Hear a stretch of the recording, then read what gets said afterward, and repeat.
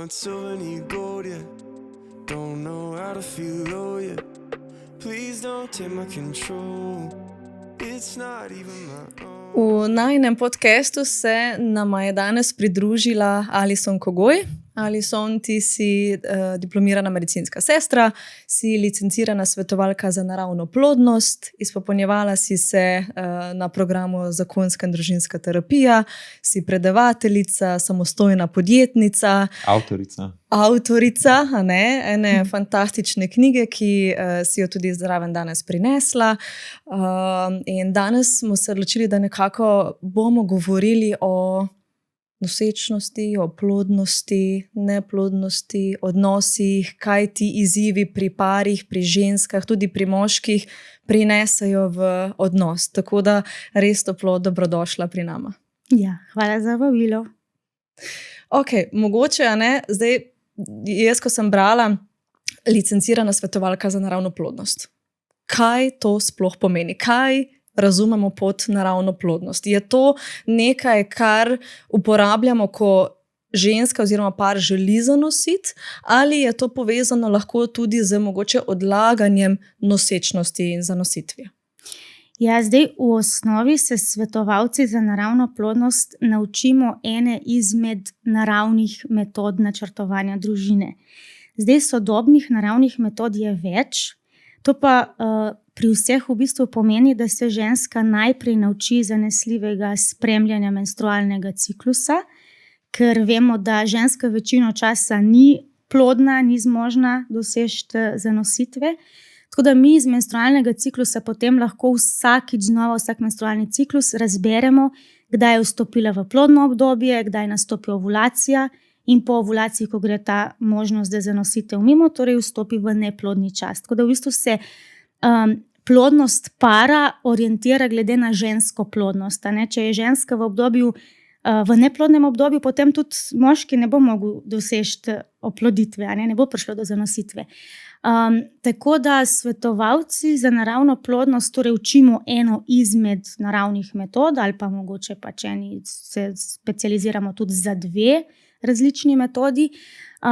In potem, ko se par tega nauči, oziroma ko se ženska nauči zanesljivo spremljati svoj menstrualni ciklus, se pa na to da še tako imenovana pravila naravne metode, ki govorijo o tem, kdaj glede na menstrualni ciklus se spolni odnosi svetujejo, kdaj se odsvetujejo, glede na to, ali želita doseči zanositev ali ne.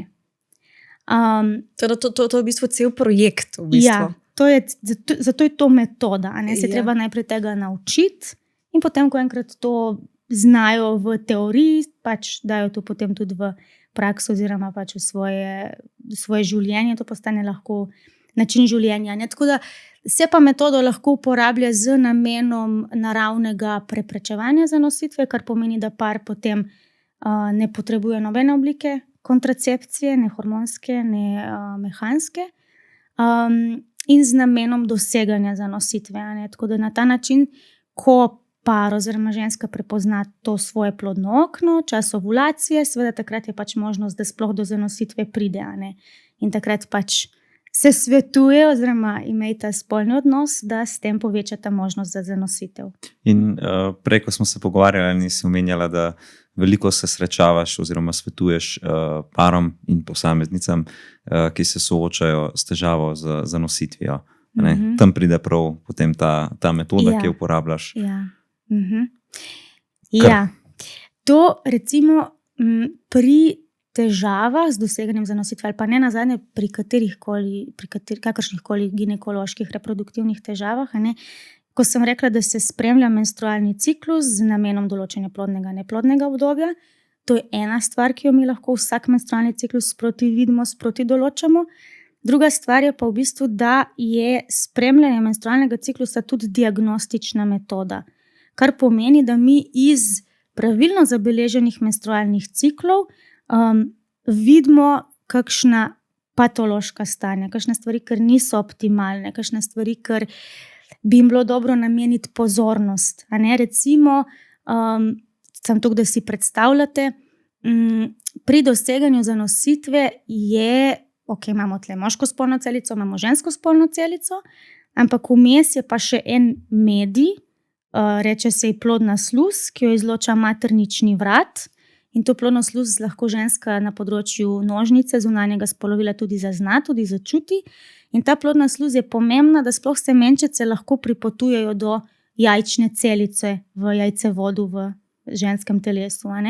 Tako da zdaj recimo lahko, da ženska ima ovulacijo, torej je prisotna tista jajčna celica v menstrualnem ciklusu za tistih 24 ur, ko se sprosti, imamo kvalitetne spermo, pač prisotnost moške spolne celice, ampak če tega vmesnega medija ni, torej ni plodne sluzi, ali pa jo ni dovolj, ali pa ni, mi rečemo, dovolj razvita, bo to lahko že težava pri doseganju zanositve, oziroma bo lahko otežilo zanositev. Tako da to je ena stvar, ki jo recimo mi tudi gledamo skozi menstrualni ciklus. Ali pa še en tak primer, menstrualni ciklus razdelimo na več faz, 4 faze, menstruacija, folikularna faza, ovulacija, lutealna faza.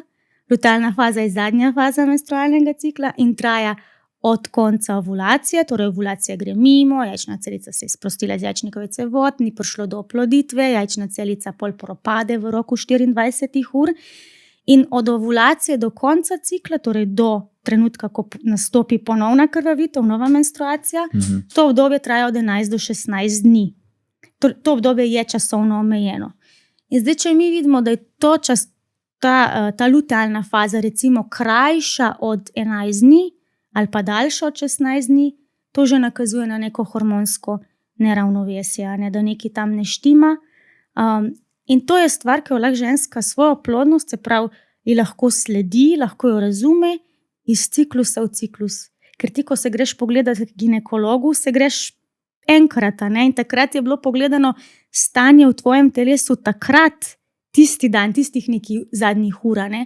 Ampak naši spolni hormoni so dinamični, so spremenljivi tekom menstrualnega ciklusa, veliko bolj kot pri moških. In nam je zelo dragoceno, če lahko vidimo celoten menstrualni ciklus, oziroma zgodovino njenih menstrualnih ciklusov.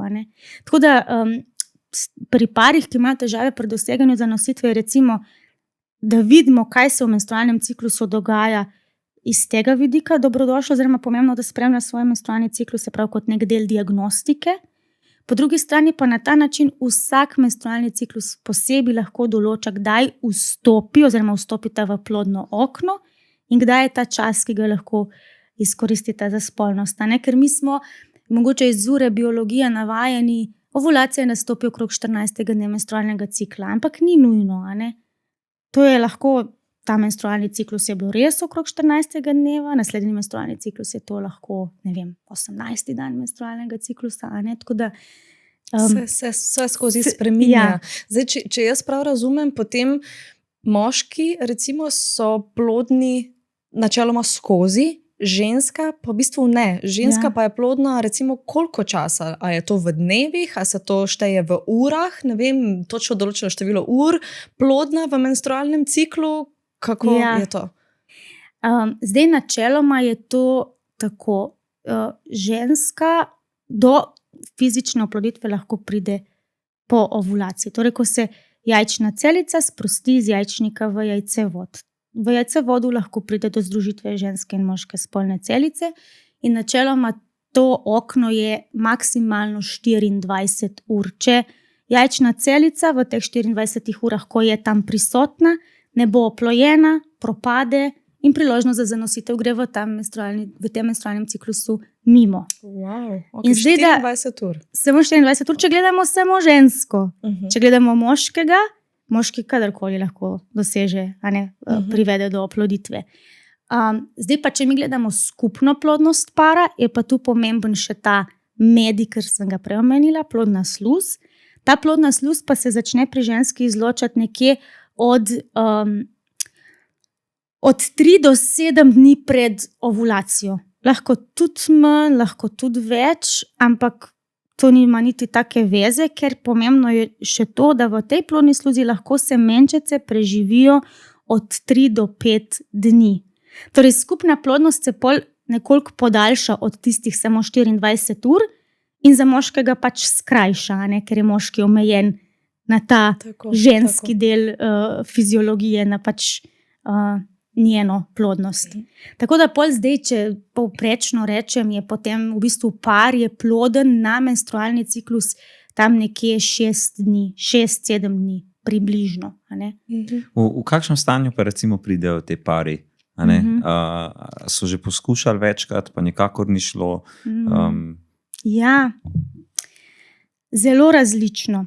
Eni pridejo zdaj zato, ker se želijo pripraviti na zanositev, torej želijo že prej imeti te informacije in se malo izogniti mogoče temu potencialnemu dolgotrajnemu poskušanju.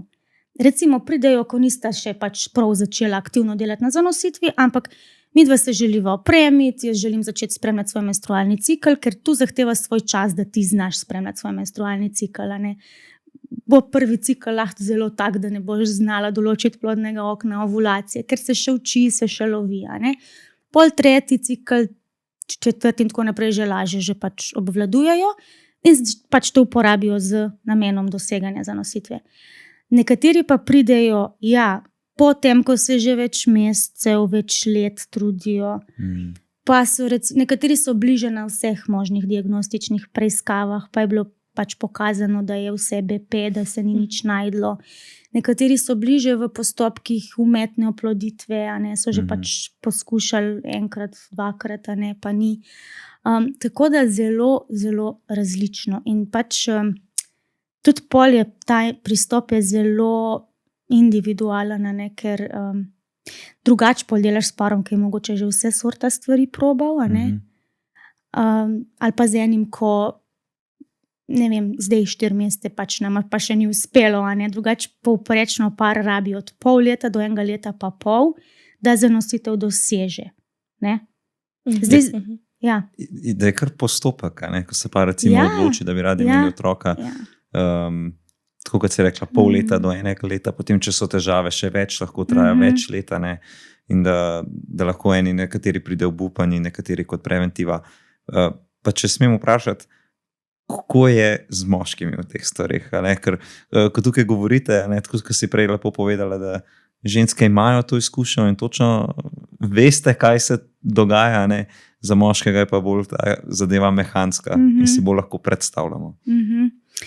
Ja, pač ženska je tista, ki se ukvarja s svojo plodnostjo, svojim telesom, svojim ciklom in potem tudi rečemo, da spremlja kazalnike plodnosti, ki v bistvu in pokažejo, kje v menstrualnem ciklusu je, v plodnem, neplodnem obdobju, v kateri fazi in tako naprej.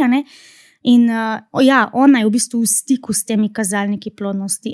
Pa če jih samo omenim, eno je ta spremljanje vaginalnih izcedkov, plodne sluzi, to, kar sem že malo omenila. Drugi način je recimo, da si lahko meri bazalno temperaturo, ker ženskam se po ovulaciji bazalna temperatura, to pomeni jutranja najnižja temperatura, nekoliko dvigne, ker je v telesu še en hormon prisoten, hormon progesteron, in nam v bistvu to temperaturo malo dvigne z namenom, da če pride do oploditve, do zanositve, je v bistvu njeno telo ugreto pa pripravljeno za ta zarodek oziroma za tega pač dojenčka. Tako da v bistvu deluje naše telo kot en inkubator. Pol recimo je samo preiskovanje materničnega vratu, maternični vrat se tudi tekom menstrualnega cikla spreminja, tako da se ga tudi lahko tipa, pa na podlagi tega pač približno določa fazo cikla. In pa danes so zelo v uporabi hormonski testi za domačo uporabo. Se lahko na podoben način, kot nosečniški test opravi, se pravi, da se pač testira iz urina prisotnost LH hormona ali pa LH hormona in estrogena, ki se v času pred ovulacijo dvigneta. Tako da to so ti 4 kazalniki plodnosti. In torej, ženska se potem s tem ukvarja, to spremlja, te stvari moram jaz tudi njo naučiti, predati, razložiti. Moški pa v bistvu na ta način ni vključen zraven, ker on nima kaj za spremljati, svoje plodnosti ne more spremljati, mi lahko samo pač na enem diagnostičnem postopku preiskavi pač preverimo stanje recimo njegovega, pač kako je z njegovim spermiogramom. Ne more pa recimo on namesto nje menstrualnega ciklusa spremljati. In potem oni to vsebino osvojijo skozi neko teorijo je tudi njim v redu, da to stvar slišijo, da razumejo, da spovejo, kaj se dogaja z žensko v telesu njegove ženske, a ne? Ker vsi smo več ali manj neke te stvari pri biologiji slišali, ne, v osnovni, v srednji šoli, ampak takrat se tega naučiš za tisti test, ne. Ni zato, ker bi se ti tebe zdelo pomembno, da to stvar razumeš, da jo znaš, ne. Potem, ko pa si na tem, da želiš s to plodnostjo nekaj doseči, v tem primeru pač oploditev, postati starša, ne, se pa avtomatsko začne za te stvari bolj zanimati. In tudi moški. In njim je v bistvu ženske včasih moške hočejo malo prešparati, v smislu, bom jaz šla sama na posvet, to je moj del, ne bo sam s tem ukvarjal, ker itak se ga ne bo zanimalo. Ampak v resnici ni res. Jaz imam z vsemi dobro izkušnjo, da ko pridejo moški zraven, ali pa ko se pridejo prav metode učiti, če tudi je večji del na tej ženski plodnosti, pa na njenih reproduktivnih organih, pa nožnica, maternica, maternični vrat, jajčniki in tako naprej, je v bistvu njim to res jim je zanimivo, ne, slišati.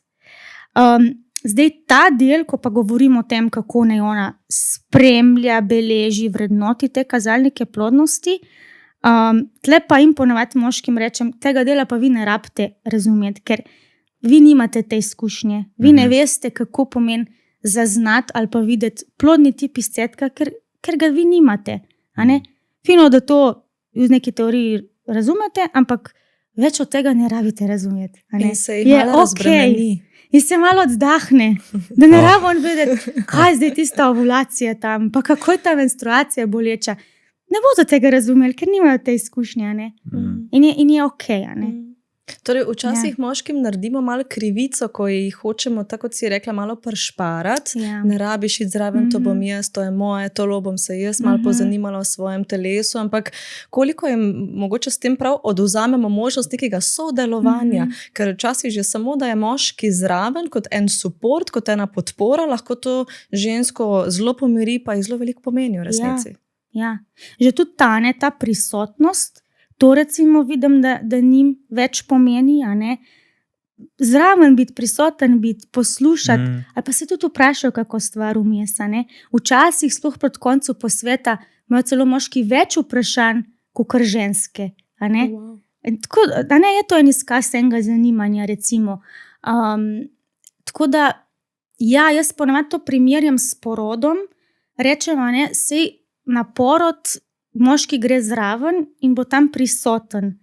Ampak ženska bo v tej aktivni fazi poroda, ona bo čutila to bolečino, ona skozi njeno telo bo prišel ta otrok ven, z njo se ukvarja to medicinsko osebje tam, ona to doživlja, čuti, prečuti, gre iz teh različnih faz, njej je lahko pač tudi težko, pa jo boli, pač moški nič od tega ne more odvzeti, nič ne more on karkoli narediti posebnega, da bi v bistvu 50% te bolečine on prevzel. Je pač je zraven, je prisoten in je to včasih še težje za njega, ker on ne more iti v akcijo, pa nekaj tam narediti, pa bo pol vse v redu. Tako da tle je podobno, biti zraven, biti prisoten, spremljati, se zanimati, zdržati, ampak pač ne more pa vzeti. Zdržati v bistvu za svojo nemočjo, ker ne more nič narediti. In da sta skupaj v tem. Kot ekipa. Koliko je Luka težko zdržati z nemočjo ob ženski? Če smo tukaj govorili za moške, nasplošno moške in nemoč je izjemno težka stvar, ker zelo radi smo aktivni, pa naredimo, tudi če prijete s kakšnim problemom do nas, to je zdaj neko tako povprečje, so moški te, ki iščejo rešitve, ampak sam biti tam v tistem trenutku, enako kot na partnerskih terapijah, ona sam hoče povedati, kako je, pa da je težko. In ne želi, da ji daje rešitve, medtem ko moški daje vse čas neke rešitve. Kaj skregala ste se? Ja, pa dej reči. Sam ta prostor dati in da je okej, če ne rešimo situacije in smo sam tam. Je za marsikega moškega, no ali pa nasplošno, za marsikero osebo kar izziv. Biti v nemoči, pa sam biti v tem trenutku. Ampak pol se mi zdi, da ko moški razume, aha, moja naloga je v bistvu samo, da slišim in da sem tam in da je že to neka rešitev, pa je lažje biti v tej nemoči. Ja, ne? Ampak se mi zdi pa, da traja kar nekaj časa, da se moški recimo naučijo, ne? Ker veliko krat rečejo, jaz ne rabim biti zraven, če me ne rabi mojega nasveta, pa če ne rabi moje akcije ali pa neke naloge, da jaz naredim. Pol je pa lahko sama, ne? In to je pa spet čist ena druga skrajnost. Ne? Se mi zdi prav povrata, ki si omenila, to je res tam, taka nemoč, ne, skuša, verjetno moški ustreči na vsak možen način, ampak na koncu ženska gre čez to. Ja. Jaz jih včasih recimo tudi vprašam, kje ni v dveh ali ni v dveh oba ali pa žensko, ker par stvari recimo pri spremljanju cikla je takih, kjer lahko moški malo pač pomaga, pristopi, ampak jih ponad njih vprašam, najprej njo, ki si recimo ona želi, da je tle on pomaga ali pa pač je zraven na kakšen način. In včasih je to, recimo rečejo, ja pa bi mi ful pomenilo, če me lahko recimo opomne, da moram jaz zvečer zabeležiti te stvari. Ali pa če vidimo, recimo, da ker menstrualni cikel je treba vsak dan spremljati in zabeležiti, kar se je opazil zvečer. In zdaj bolj kot je redno spremljanje vsakodnevno, bolj je zanesljivo, bolj je natančno, več informacij imamo. Zdaj, če so vmes luknje, pol to že neke pomanjkljivosti so, manj informacij imamo, manj zanesljivo je, Tako da v takih primerih, dobro, zdaj imajo aplikacije tudi opomnik, ampak v nekaterih primerih je pa recimo fajn, ali pa recimo same izrazijo, ali pa mogoče jih jaz vprašam, če bi jima kaj pomagalo, da bi pa recimo on nosil ta del, da jo spomne zvečer. In recimo eni so se na tak način tega pač, so se tako zmenili, se tega poslužujejo in je njim fajn, ko pač on lahko nekaj naredi, on nosi neko skrb. Skrbi za strukturo. Ja, ali pa sem imela en par, ko je on zabeležko naredil. On je zabeležil, ona mu je povedala, kaj ne zabeleži, zdaj se je tako to delo vse v aplikaciji prek telefonov, sem zdaj tudi svojo aplikacijo za ta namen naredila in oni noter zabeleži. Ona pove tako, so take, ali pa recimo ene rečejo, ja, pa mi je okej, če me vpraša recimo, kako se trenutno v ciklu recimo počutamo, ker ženske smo tekom menstrualnega cikla spremenljive tudi na tej čustveni ravni, se to ponavadi moški pogruntajo, vidijo, Zelo hitro. Zelo hitro. Ja, zdaj nekaj razdražljiva, verjetno prej malo menstruacija, ta je najbolj očitana, ampak so že tudi v drugih fazah cikla kakšne take ženske specifike, in recimo ene rečejo, da jim to pač veliko pomeni, če recimo on jo vpraša, ali pa da vsaj ve, da mu lahko pove. Zdaj sem v tisti fazi, prihaja PMS, ko mi bo šlo vse na živce, pa ti mi bo šel na živce, a se lahko zdaj tle ne pogovarjava nekih, resnih stvari, s tem tudi rečem, ne se pred menstruacijo pogovarjati, kam boste šla na morje ali pa kje boste hišo gradila, zato ker ženske možgane takrat drugače delujejo, bo lahko zelo hitro prišlo do kakšnega konflikta. Ja, so ene študije, da takrat ženska malo filtra zmanjka, lahko, to je prav zaradi prisotnosti tega progesterona. Takrat ti neko stanje v telesu začutiš, ti prebudi jezo in boš, kar ti bo padlo na pamet, boš rekla. In včasih na kakih predavanjih z moškimi se pohecam, ne jim takrat preveč zamir, če ste takrat vsi prasti, pa najslabši, pa in tako naprej, pa se posmejo, pokimajo, že kar prepoznajo v tem. En del tle v zadju je lahko biologije, se zdaj ne pomeni, da to ta stvar opravičuje, je pa fajn, če oba dva to razumeta, ker tudi ženske, ko enkrat takrat razumemo, svoje telo, svoje delovanje, kako ti takrat funkcioniraš, imaš lahko tudi večjo kontrolo nad tem. Pa že lahko malo vnaprej poveš, bliža se nekaj takega, ne me mogoče resno preveč jemati, jaz ti mu rečem, ko kaktus včasih, ne se mi preveč približevati. In to recimo, in tudi, da ko jih vprašam, dostikrat mi to ženske rečejo, samo da mu lahko povem, kako mi je. Ali pa ko pride tista menstruacija, ki je sporočilo razočaranje, ker ni prišlo do zanositve, da mu jaz lahko pač povem, da sem razočarana, da me boli, da sem jezna, da me je strah, da pa nikoli ne bo ratalo, da nikoli ne bova starša. A ne? In da noben To. ni kriv. Da noben ni kriv. Sam a da ne. se da prostor Ja, temu. ja. Ja. Ker jaz včasih pa tudi vprašam, pa kako vi te stvari s svojim partnerjem skomunicirate. Mhm. Rečejo tudi, da ne, ker ga želijo prešparati, ker on pa, da ne bo nje videl, kako ji je težko, ali pa da ne bo še ona njega obremenila. Sam vse vemo, ne. Pol je vsak na svoji strani s tisto svojo bolečino, a ne, on tudi čuti, da nekaj ni, da je težko, ne ve, kaj naj naredi, a ne, ima zvezane roke, povedala mu ni, ne. Včasih se še vprašajo, ne, tako da včasih moramo iti čist čez neke take stvari, kako jih je fajn razbremeniti, dati prostor povedati, a ne. Ja. Kako je pa ena izmed tem, a ne, ki veliko govoriš o njem in tudi pišeš, je pa tudi spolnost. A ne? Spolnost med nosečnostjo pa po nosečnosti, a ne, glede na to, da se tako veliko tam dogaja in hormonskega in a ne, konec koncev je nekdo raste tam v ženski in je del, a ne, te intimne igre. Kako pa je s tem? Ja, zdaj na spolnost, izkušnjo spolnosti, kako mi doživljamo nek spolni odnos, kako nam je do spolnosti, imajo tudi hormoni vpliv, a ne. Zdaj, moški ste hormonsko bolj stanovitni, ni toliko te spremenljivosti, ste bolj linearni, a ne.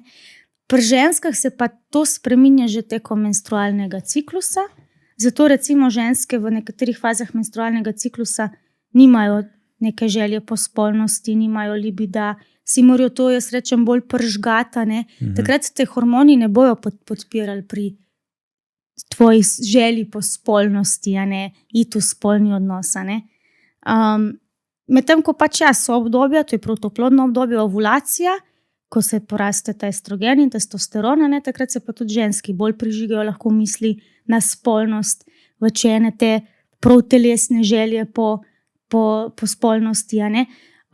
Tako da že tekom menstrualnega ciklusa se tudi zaradi tega, seveda je več dejavnikov, ki vplivajo na libido pri ženskem in moškem, ne samo hormonsko, ampak to je ena izmed pomembnih stvari, ki je lahko zelo očitna, ki je neizbežno nespremenljiva, a ne. In zdaj recimo obdobje nosečnosti ali pa poporodno obdobje, to je tudi, mi rečemo, to sta dve posebni reproduktivni obdobji. Pol je recimo tle še perimenopavzalno obdobje, pa menopauza, to je takrat, ko se plodnost ženske počasi zmanjšuje, poslavlja. Menopauza je 1 leto po zadnji menstruaciji, torej ni več ovulacije, ni več menstruacije, ni več zmožnosti za nositev, a ne. Torej vsa ta plodna obdobja imajo pa že zaradi teh nekih posebnih značilnosti neko drugačno hormonsko shemo v ozadju, a ne. Tako da zdaj v času nosečnosti je tako, a ne, malo jaz jim preveč kaj nič ne sugeriram, kaj bodo takrat doživljali, ker je fino, da vsak sam ugotovi, kako. Ponavadi je sicer tako, no, da na začetku, da tisto drugo tromesečje, da ponavadi takrat se jim spet vrne ta želja po spolnosti. Prve 3 mesece mogoče ne, tam. Zdaj, če sploh še kakšna rizična nosečnost, če imajo kakšne krvavitve, hormoni se spremenijo, sploh da ona dojame, da sprejme to, da je ona noseča ženska, ne. To so vse neke stvari, kar lahko vplivajo na to, da si mogoče ne bo želela spolnosti, a ne, da bo treba malo bolj pržigati, da pride do tega. Drugo tromesečje je bolj, ko se sprejmejo v tej noseči situaciji, se tudi hormoni bolj stabilizirajo, a ne. Pol je pa spet to zadnje tromesečje, ko je pa tudi že fizično ena velika sprememba, tisti trebuh tam, a ne. Zdaj spet lahko je nosečnost, ne vem, da pol kakšen maternični vrat recimo popušča, so kakšne take čist fizične težave v ospredju, pa se spolni odnos odsvetuje, ali pa recimo je prisoten strah, da bi to karkoli pač spolni odnos pripomogel k kakšni neprijetni izkušnji. Tako da zelo različno, no. Ja, in pol poporodno obdobje spet, a ne. Nova vloga, se pravi, postaneta starša, tam je primarno skrb za neko drugo bitje, spet drugačni hormoni, a ne, pri ženskah. Tako da se spremeni sam partnerski odnos, in to v bistvu se pozna tudi na spolnosti. A ne? V katerih smerih pa bi rekla, da se mogoče partnerski odnos kot tak najbolj spremeni? Recimo, kaj mogoče ti opažaš? Saj ne vem, koliko potem recimo svojih klientov spremljaš potem tudi po porodu, ampak kaj mogoče po občutku, kaj bi rekla, kaj je tista glavna stvar, ki res spremeni partnerstvo? Ja, tudi jih spremljam. Sicer pridejo pol tam nekje 3 mesece po porodu najbolj zgodaj, ampak tudi ja, pol, da se pripravijo na to, kako se plodnost nazaj vrne, ne, v nosečnosti. Ni bilo ovulacij, ni bilo menstruacije, ne. Pol pa je treba razmišljati o načinu preprečevanja zanositve ali pa pač pripraviti se na ponovno zanositev, če recimo želite imeti manjši razmak med rojstvi. A ne. Zdaj, katere so tiste stvari, kar najbolj vplivajo na odnos? To, ja. Jaz mislim, da najprej je res to, da pride tam eno nebogljeno bitje, ker mu daš ves svoj fokus, sploh ženska. In pri ženski se vse začne vrteti okrog dojenčka. Moški že pol, če ne prej, gre malo ven iz tega poporodnega mehurčka, rečemo kdaj, če ne prej takrat, ko gre v službo. On do neke mere ohranja spet nazaj tisto svoje življenje, a ne? Gre med svoje sodelavce, lahko gre zvečer s prijatelji na kavo, lahko gre še vedno na trening, a ne? Ja, ženska ne bo šla, sploh ne tiste te prve mesece, a ne? In recimo včasih se pri ženski tam nekje v ozadju kar malo neke jeze začne nabirati, a ne? Ti si samo tam, tvoje življenje se popolnoma spremeni, tvoja vloga primarna je biti mama, si v tistih pokakanih plenicah, pobruhanih cunjah, pol še če dojiš, pa če imaš izzive z dojenjem, v tistih bolečih dojkah, pol če je bil kakšen recimo bolj naporen porod, da ne se še na področju nožnice ali pa maternice stvari celijo, bolijo, a ne. Je tako veliko enih sprememb, ne? In to je tvoj glavni fokus. Ne? Ja, se pravim, pač lahko se pri enih prav tako kar neka mal tiha jeza, ne? Se on pa še vedno lahko gre zdaj na futsbal, ne? On lahko gre zvečer s prijatelji na pivo, kdaj bom jaz šla, jaz ne morem iti, ne? Po drugi strani veš, da je to normalno, da je normalno, pa sej ne gre, a ne? Itak, sej ne rabimo biti zdaj obatle, da se otrok podoji, pa da gre spat, ne? Ampak tako, veš, pač tako, ti pa en del sebe začasno zgubiš, pa takrat itak ne razmišljaš o tem, sej bo prišlo tudi pri meni vse to s časoma nazaj, ne? Pač v tisti situaciji ti je mogoče toliko težko, ne? Ja. In zdaj kam dati to jezo? Ja, malo moram dati njemu, če on pa lahko vse to, ne? Ja. In včasih, ko imajo težave z libidom po spolnosti, po porodu, če je to še vedno prisotno, pač ne vem, pol nekje po 6 tednih ali pa še bolj po 2-3 mesecih, pač še vedno, ne, da imajo ženske izrazijo, ne, da pač ne čutijo nobene potrebe po spolnem odnosu, da sploh ne želijo, da se jih partner dotika, ne. Se gremo vse te fizične stvari pogledati, ampak tudi ta odnosnosti dela, ne. Kaj si pa ona recimo mogoče želi trenutno od njega partnerja, pa zdaj mogoče ne da, ne, zato ker mogoče mu ni skomunicirala, kaj si želi, ali pa jo mogoče ne sliša, ne, ali pa koliko je ene jeze na partnerja. Ja, in pol pridejo v stik s tem in ponovadi vedno najdemo neki. Ja, pa si želim, da bi mi bolj pomagal, a ne? Na kakšen način, da bi ti bolj pomagal? Ja, ne vem, da on pere cunje. Ok, a si mu to povedala že kdaj? Ja, mu nisem, ali pa enkrat recimo. Moš mi treba večkrat reči stvari. Včasih se moraš ponavljati kot lajna, pa še pol pohvaliti, ko je dal tisti stroj prata, ne? In pol, tako no, a ne? To je ena taka stvar, ki je prav, da jo razumejo, da tudi recimo vpliva na to. Če boš ti polna neke jeze do njega, pa da ti gre 3/4 časa na živce, ja, to težko se pol telesno predaš, ne? Ali pa lahko se, pa bo mogoče spolnost bolj boleča, ne? Ker bojo mišice tam ob nožnici zakrčene, ker se nožnica ne bo navlažila, ne? Tako. In tle je res eno tudi ogromno hormonsko delovanje, a ne?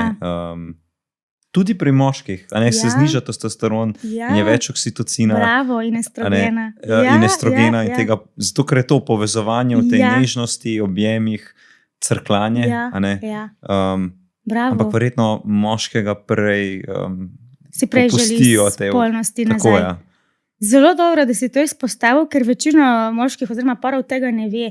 Tudi moški lahko nekaj časa po porodu nima nobene želje po spolnosti, se pravi, se sooča z manjšim libidom. In to je prav to, ne? Ker mi hormonsko do neke mere preko feromonov, to so pač kemične snovi, ker jih mi izločamo tudi preko sluznice, kože, ko se znojimo in tako naprej, pač vplivamo drug na drugega. In recimo moški, ker je vključen v nego svojega otroka, zdaj je v bistvu ta možnost tudi zakonsko, ker pač grejo moški lahko po porodu, oziroma očetje pač na ta, lahko koristijo ta dopust očetovski, ne? In so v bistvu lahko tistih prvih 14 dni doma z svojo žensko, z otrokom, ne? In je ves čas izpostavljen, je tudi on v tem mehurčku. Ne? In takrat, ja, ženska je prežeta z estrogenom, oksitocinom, ne? Še dopamin, še tudi, ne? In to tudi na njega vpliva. Mi vemo, da oksitocin znižuje testosterona. Ne se dvigne estrogen in oksitocin pade testosterona. Ne? Testosteron je eden izmed glavnih hormonov za libido, pri ženski pa pri moškem. Tako da, ja, je pa bolj v bistvu bolj pripravljena na to neko nežnost, crkljanje. Ne vas se razneži, recimo, po tem, ne bo samo tako. To je neke prav želje po spolnosti. Lahko ni. In recimo so tudi ene študije bile narejene tam, kjer je bil moški več časa lahko vključen v to kot oče. Tudi mislim, da ta študija govori o tem, da mu je tudi ženska dovolila, da prav on kdaj previje otroka, se pravi, da ima tudi on več tega stika koža na kožo. Da se v takih primerih dlje časa tudi pri njemu vzdržuje to stanje, da ima bolj potrebo po neki nežnosti, crkljanju, ne pa toliko po spolnem odnosu. Tako da to je tudi en ženski del, da pač pusti tudi ženska. Spusti, ja. Da je on tudi vključen prav, kar se tiče njega dojenčka. Ja. Tako da, ja, in je včasih recimo pa ženskam to čudno, zakaj si on ne želi spolnosti, nič mi ne nakaže, nič mi ne reče. Pa ne zdaj mogoče v smislu, ker bi ona si zdaj kar takoj tega želela, ali pa tudi, no, pač, ja. Bolj zato, ker je drugačko kar prej, ni zdaj nobene pobude. In pol je tako mogoče, to sem pa jaz en vprašalnik za ženske delala že pred leti, in grejo pa v to razmišljanje, mu nisem jaz več všeč, ne. Sem ravno želel reči, moje telo se je spremenilo, ja. Poželjivosti, privlačnosti. Se nimam časa, zdaj vsak dan se pač, ne vem, stuširati, pa se našminkati, če mu to ni več všeč. Ali pa kaj zato, ker je pač videl porod, pa je videl še, da je nožnica še nečemu drugmu, pač, oziroma vagina, da je še nečemu drugmu namenjena, da je mogoče to mu ga odvrnilo od te spolne intime. Tako da bolj je fajn, če imate oba te informacije, kako deluje ta libido po porodu, zato da, ne vem, se boste lažje razumela. Še vedno vsaka ženska in par sta individualna, morata ona dva izkusiti, kaj za njiju pomeni to poporodno obdobje, kako bosta ona dva s tem. Ampak tako, da pač razumejo eno ozadje, eno biologijo, se mi zdi, da obema dosti razbremeni. Odleže, da v bistvu je sprememba ok in da je normalno, da je sprememba, da ne more biti več tako, kot je bilo prej. In predvsem to, da veš, kaj se dogaja. Vsaj približno. Da, ogromno ene, pa mogoče niti ne kontrole, ampak samo razumevanje, nas pomiri. Ja, vse sva ok, pač ne. Tle je ena biologija, ki je vklopljena, ker deluje, sej fajn se tudi povedati še te stvari, ampak tako, da veš, da ni zdaj s tabo nekaj narobe, da nisi ti čuden, da je pač to neko normalno stanje. Ampak tak se, pardon, da te prekinem, tak se mi zdi, ko govorimo o teh stvarih, zelo logične stvari, ampak v praksi, ko pa se pogovarjajo z ljudmi, recimo, ne vem, z mladimi pari, z mladimi starši, ampak to pa kar ni teh informacij in kar se zgubijo te stvari, ampak to so v bistvu v resnici zelo dragocene informacije, ki bi lahko rešile marsikatero zvezo pred razpadom recimo, ali pa pred neko odtujenostjo. Ker, ne vem, v moji terapevtski praksi jaz imam veliko izkušenj s tem, po porodu, nek pomemben mejnik, evo, midva nisva več ista, nisva se znala nazaj povezati, nisva znala, ne vem, nekega odnosa nazaj vzpostaviti in zdaj sva še kot cimra in hodiva en mimo drugega, otroci stari 5, ne vem, 7 let in ko jih vprašaš malo po intimi, po tem povezovanju, rečejo, ja, odkar se je otrok rodil. Ja.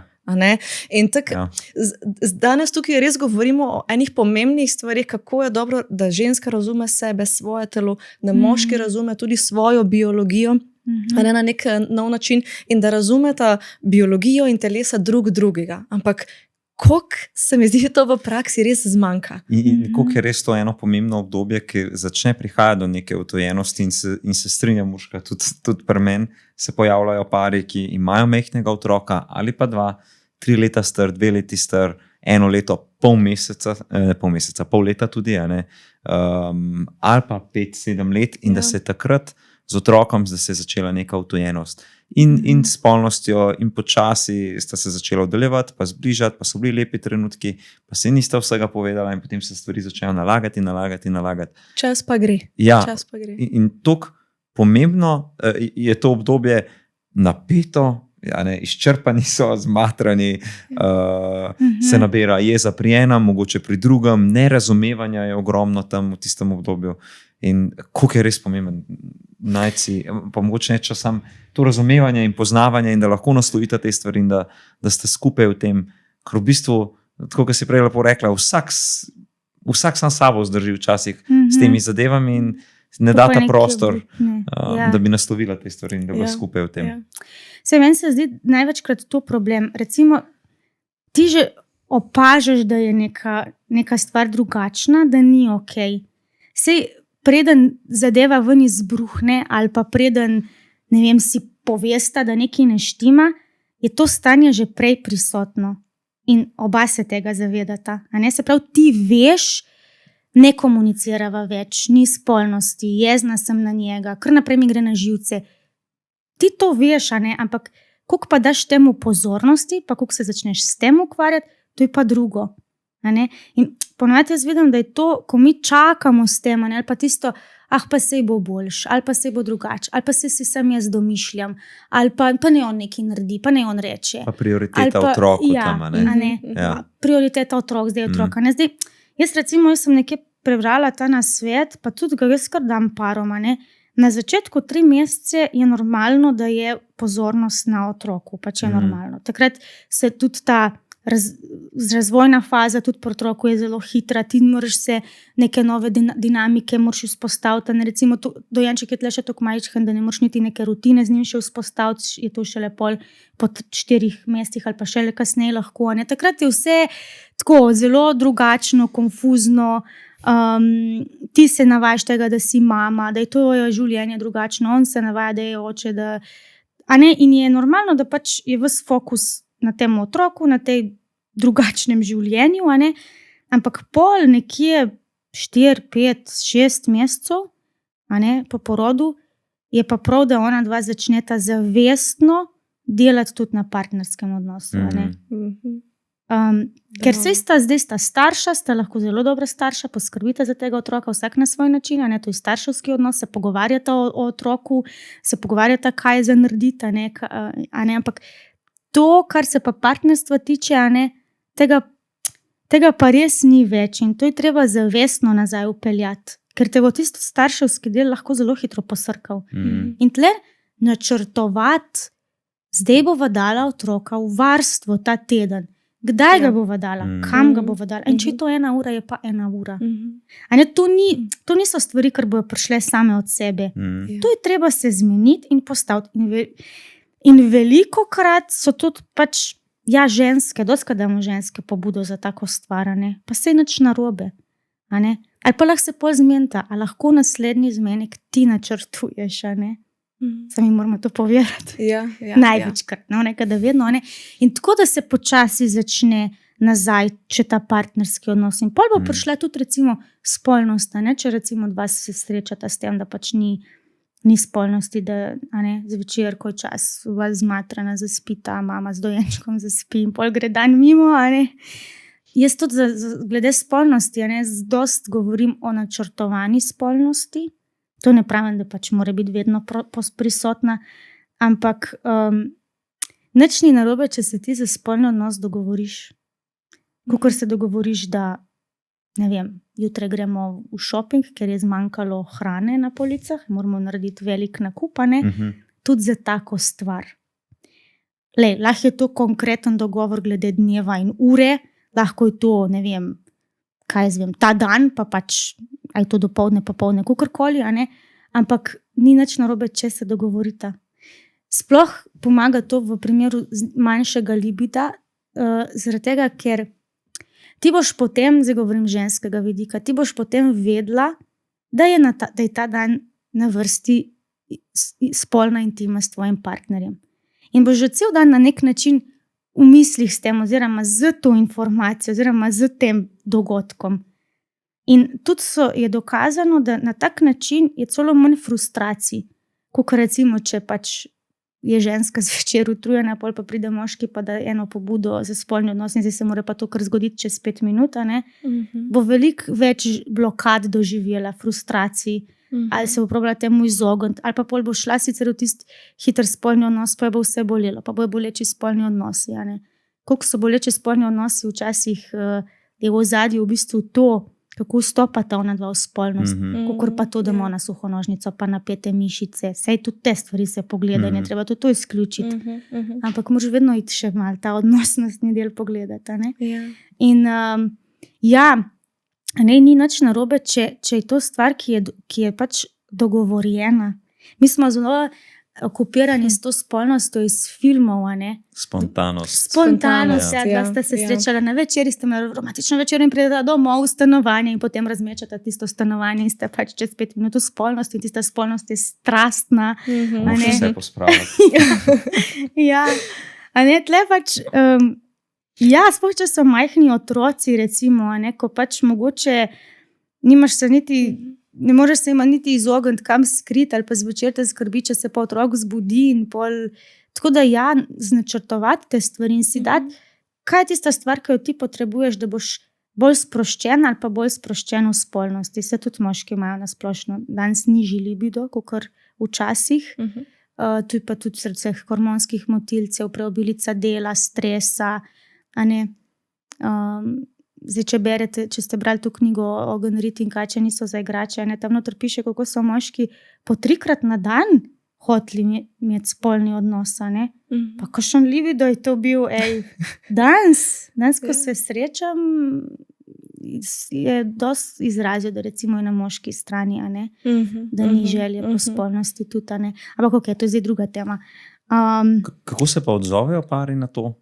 Na katero? Odzovejo na to, da načrtujejo potem spolnost, in da si vzamejo dneve za to.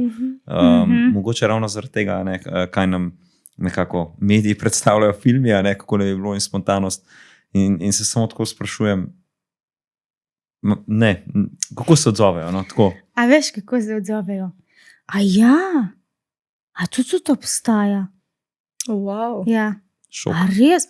A lahko to? A to nam je dovoljeno?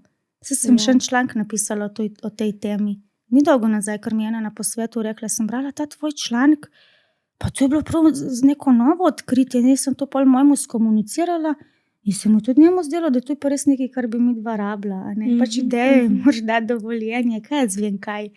Ker na ta način, spolnost tudi ni nekemu ozadje potisnjena, ni nekemu naključju prepuščena. Ali pa recimo en nasvet obstaja, tisti, ki ima višji libido, naj predlaga, kdaj bi imela spolni odnos, tisti, ki ima pa nižji libido, pa kako oziroma na kakšen način. Se tako, če malo pomisliš, kar logično.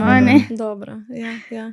kompromis. Nekako, rabim, ne vem, daljšo predigro ali pa več božanja, poljubljanja ali pa da sem okay, ne vem, bolj na hitro, pa da je lubrikant uporabiti, recimo, a ne, tako.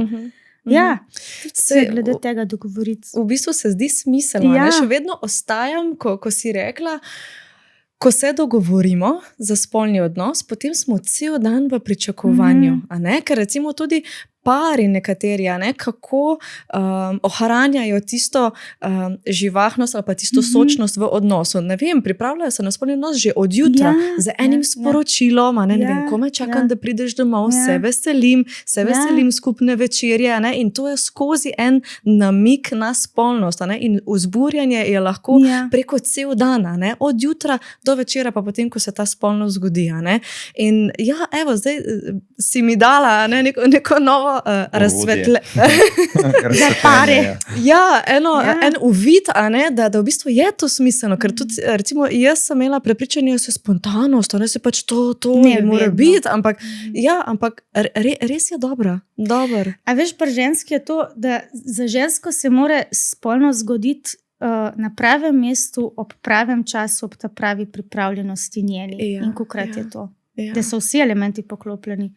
Imamo obrite noge, sem naspana, sem lih v tisti fazi, ko mi je estrogen in testosteron porasel, vse je lepo zatemnjeno, lih imamo prane tiste, moje spodnje perilo najljubše, kokrat se to zgodi. Ne. Zato, a ne, ja, včasih pač prav pripraviti se na to. In jaz rečem, da si tisto, kar rabiš za spolno odnos. Če je to, da ti je tebe pomembno, da imaš, ne vem, obrite noge, zmišljujem se eno tako banalno stvar, pa skrb za to, ker te ne boš zvečer ulovljena in se ukvarjala s tem. Če rabiš prej recimo vizualizirati spolni odnos, pač ker včasih jim rečem, pa pomisli na tisti spolni odnos vajen, kot je bilo pa res dobro, pa večkrat si ga pač predstavlja, da te to malo spodbudi, recimo, ali pa bova dala danes zvečer otroke prej spat, ali pa bodo šli v varstvo, ali pa enim je pomembno, da je soba pospravljena. Tako, kaj te tebe pomembno, da si daš, mislim, za spolno odnos, da boš pač pripravljena, sproščena, dej si to. Vse za moškega pa isto, a ne? Pač, če moški ve, da pač je to plan zvečer, ne bo šel zvečer na računalnik, ali pa ne bo cel dan razmišljal, da zvečer moram še to narediti, to moram za službo narediti, bom zvečer naredil. Ja, ne, ker pač zvečer imata vidva s tvojo drago vajin čas. Ali pa po porodu, recimo, spet, ko ta tema je pomembno, mogoče tudi to je mogoče sploh za tiste, ker so bile kakšne, ne vem, da je bil prerezen presredek, ali pa tako se mi zdi, po porodu se ti vse te spolni organi kar nekam spremenijo, premaknejo in je mogoče pač izkušnja spolnega odnosa fizično drugačna. Ali pa recimo te navlaženosti nožnice ni tako, a ne. In posledično, če ni navlaženosti, je pač bolj boleči spolni odnos ali pa lahko je prav penetracija nemogoča, neko karkoli.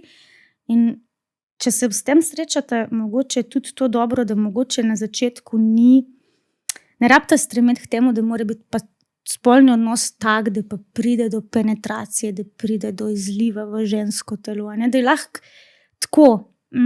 Je vse tisto drugo, kar je ob tem še prisotno, tudi pomembno. In da mogoče na začetku to ne bo te možnosti, ker ni zmožnosti in je to okej.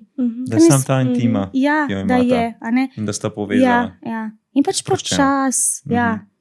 Tako da to recimo tudi ponavadi, ne, pač in pa še to rečeš, pa še to, a pa to je tudi okej, a ne, ni to nek neuspeli spolni odnos. Ne.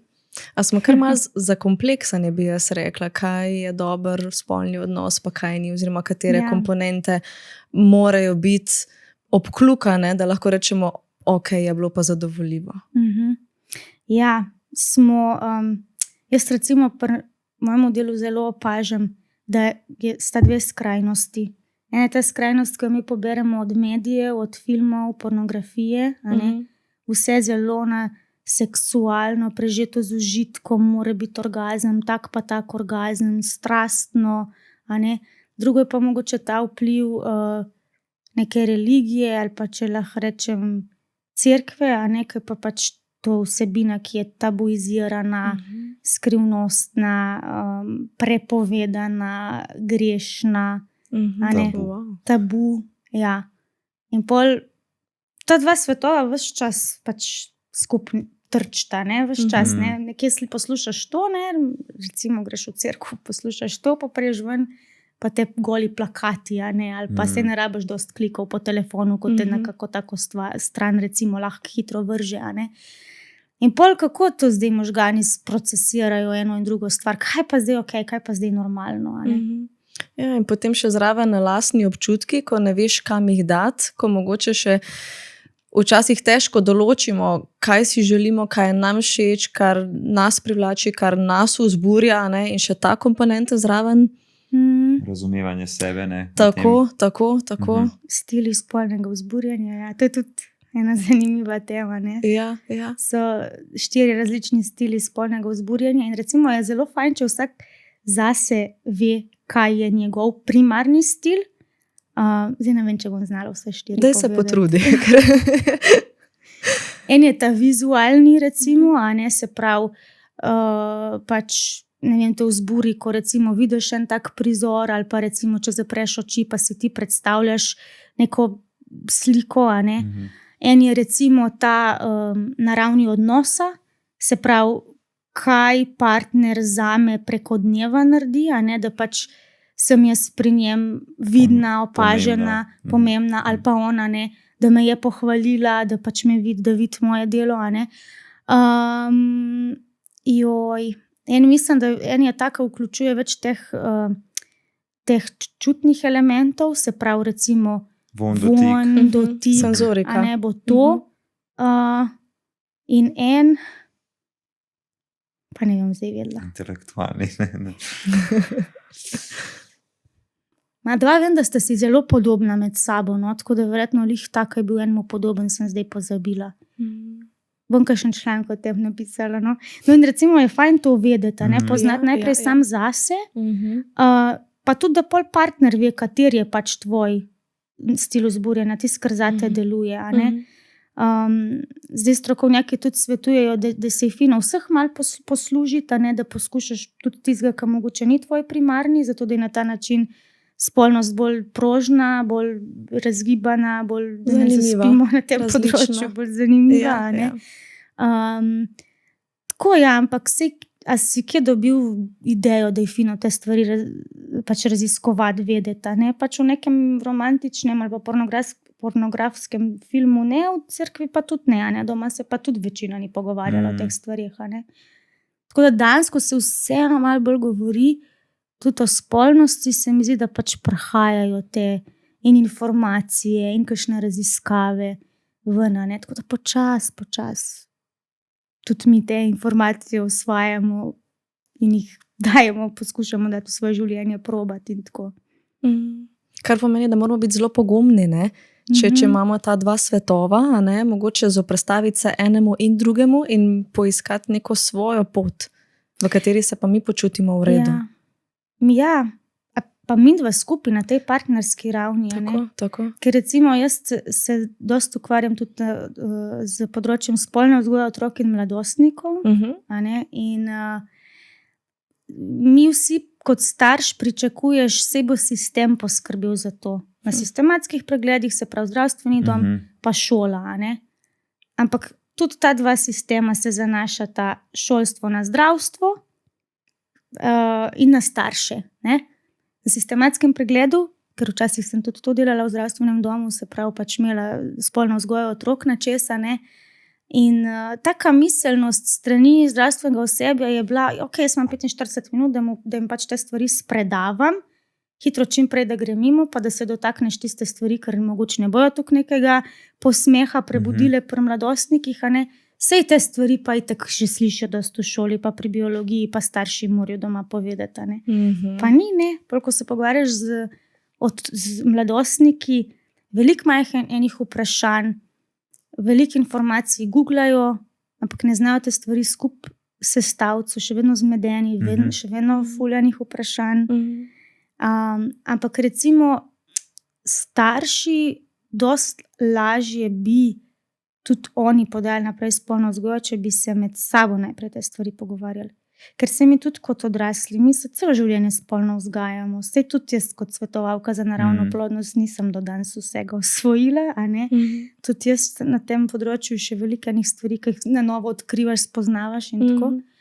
Ampak ja, to je osnova, da vidva kot starša lahko govorita z vajnimi otroki o spolnosti, se morata vidva spolno vzgajati najprej in vidva med sabo.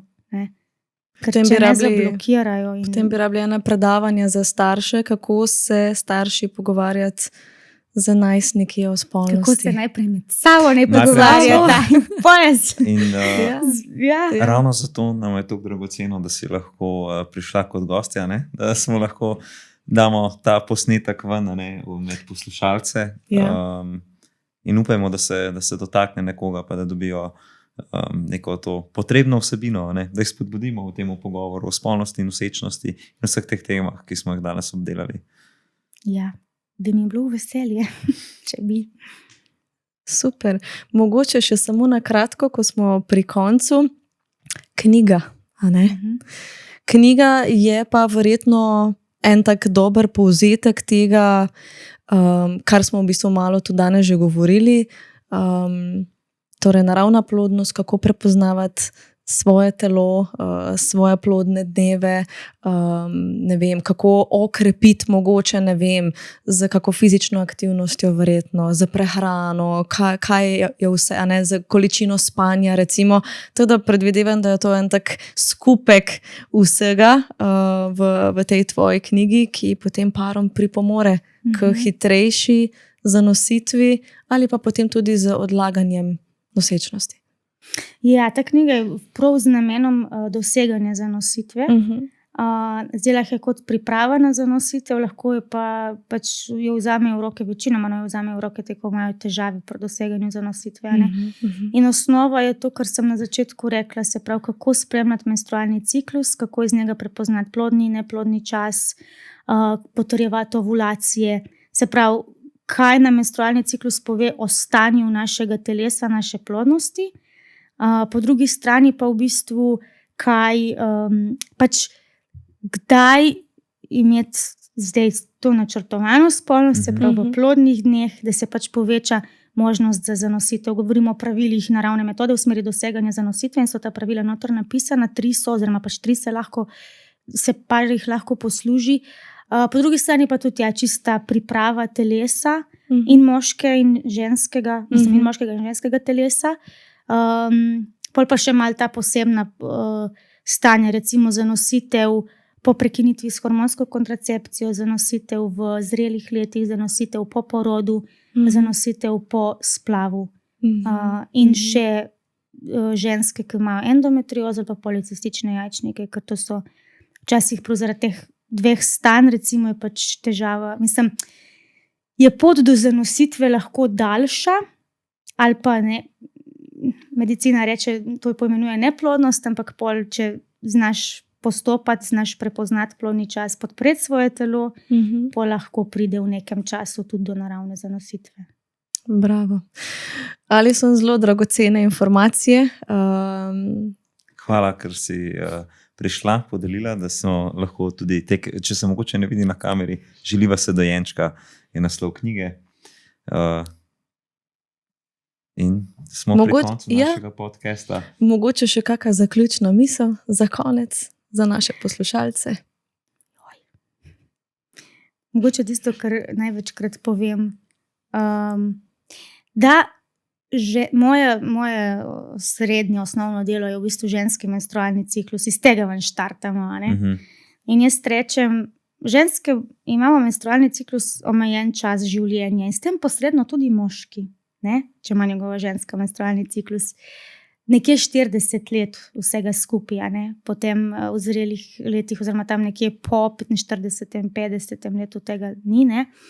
Tako da jaz rečem, dajte spoznavati, spremljati, raziskovati svoj menstrualni ciklus, dokler se daje raziskovati, dokler obstaja, ker pol enkrat ni več te možnosti. Super. Hvala, Alison, hvala za vam. vse informacije, za tvojo družbo, za vse nasvete. Vam pa hvala, da ste bili v naši družbi in vabljeni k novi epizodi naslednjič. Not even my own. For now, I'm thinking about my follower count. How did it go down? Oh, so we hold back till it's